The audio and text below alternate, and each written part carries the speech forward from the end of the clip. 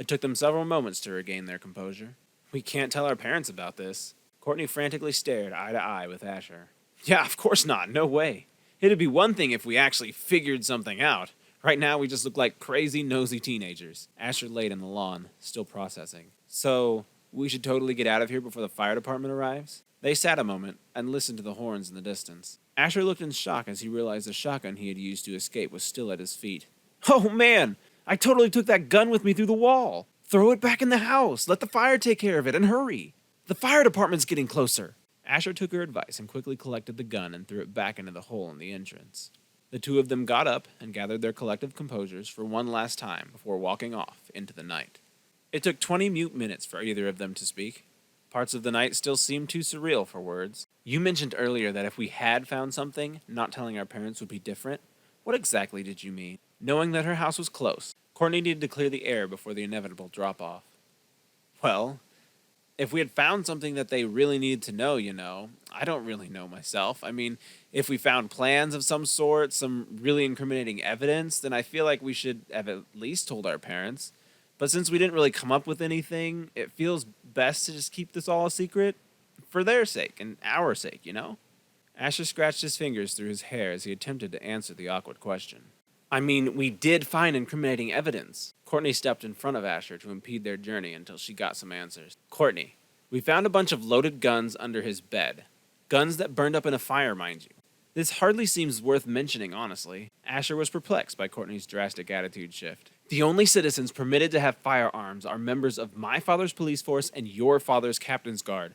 Robert Tillman was a member of neither organization. Does it seem a bit odd that he was able to not only acquire a weapon, but an entire bed full of them, presumably all loaded as well? If Liberation has this kind of firepower, I think we need to know how they're acquiring it. That makes them a much greater threat than anyone thought." Courtney was legitimately upset by Asher's inability to see the value in what they had found. "Okay, so he has guns, and probably shouldn't. The entire Liberation movement is bound to have them as well. There's nothing we can do to change that. Furthermore, there's a good chance that they may find remnants of his firearms in the burned wreckage. I say we wait. If nothing comes up from this investigation in a week's time, then we make our announcement." Asher walked up to Courtney for a hug, but was promptly denied. "I like your plan, but I don't like it at the same time. Good night, Asher." Courtney began to storm off toward her house. Asher kept close behind. "Courtney, come on, why are you acting like this? Are you going to let me finish walking you home? After what we've just witnessed, I don't think you should be out alone." "Asher, my house is 2 houses down. I'll be fine. Good night." Courtney continued her march home as Asher scoffed about aimlessly. "You were okay with not telling our parents just a few minutes ago. In fact, it was your idea." Courtney ignored Asher's last plea and continued on her way home. Unwilling to mess with the situation any further, Asher gave up and began walking home as well. Despite how late it was, he wasn't in any hurry to get home. Asher walked up into his neighborhood and headed into his house, fully prepared to face what waited there.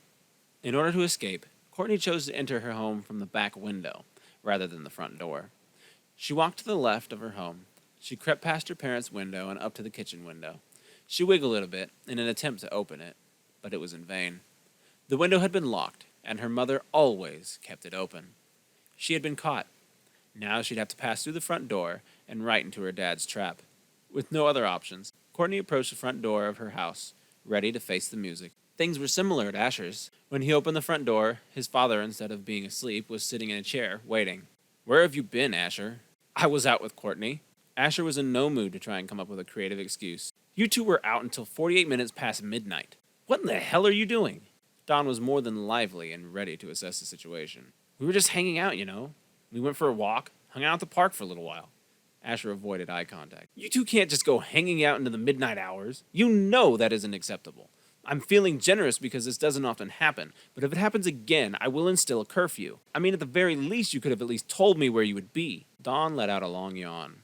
"Okay, Dad, I'm sorry. I should have told you where we were, and it won't happen again." Asher was too occupied with other things to really engage in the conversation. Courtney walked through her front door with her head held high, ready to face her punishment. Just as she expected, right in the living room sat her father, nightlight on and book in hand. He glanced up from the pages of his thriller to take a look at Courtney. The familiar green eyes spoke to Courtney all on their own. His tame brown beard was well groomed along with his receding hair, as it always was, even just before bed. His large muscular stature made his book look like a deck of cards. His blocky face and broad chin kept their focus on Courtney. His slightly tanned white skin shined in the glow of his nightlight. Come on in, Quartz. Sit down here next to me. Sheriff Basil took off his readers and waved his daughter onto the couch nearest to him. Courtney didn't hesitate. She sat right beside her father and braced herself. Her father stared deep into her eyes. He squinted a bit and then opened his eyes wide again. He closed his book and turned to study his daughter. Okay, what were you doing tonight, sweetie? Sheriff Basil asked the question, even though he already knew the answer. Asher and I were hanging out.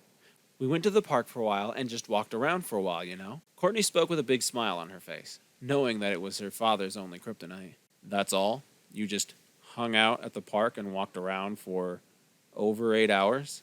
I mean, I know Asher's a great kid and all, and that you all have different interests, but I still struggle to believe that one. Yes, Daddy, that's all we did.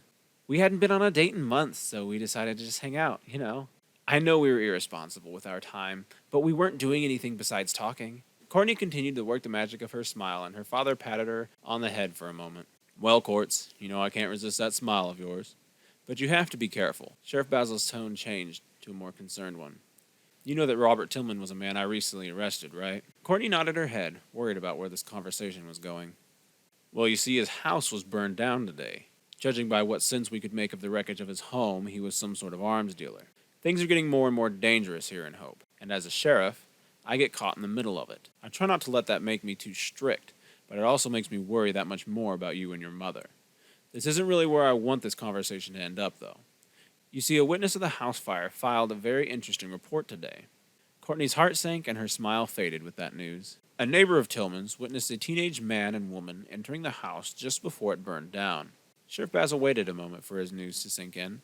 I'm forced to wonder which teenagers in this house would A, know that house was abandoned, and B, want to go inside.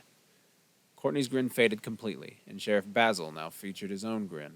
I can't think of any teenagers besides the daughter of the sheriff, my very own Courtney Basil, and the son of the chief officer of the captain's guard, Asher Harris. Oh, and what's that? Those two are dating each other too? Sheriff Basil eased back into his chair and allowed his sarcasm to sink in. Okay, so I don't know what you two were doing there. I don't care to know what you two were doing there. I only care for two things. A, you are safe, and B, I know that you had nothing to do with that fire. With that said, what you've done tonight is completely unacceptable and will never happen again. Sheriff Basil leaned back into his chair, grabbed his book, found his chapter, and rested his readers back on the bridge of his nose. With one quick hand gesture, he had dismissed his guilty daughter and dove back into his thriller. Courtney crept slowly into her bedroom and threw herself onto the bed while all of her dad's words danced through her head. She laid there, staring blankly at the ceiling as she processed all that she had heard. This meant her father would tell Asher's father, and she could only guess what would happen from there. With the secret out, new questions arose. Should she tell her father what she and Asher found in the Tillman's house?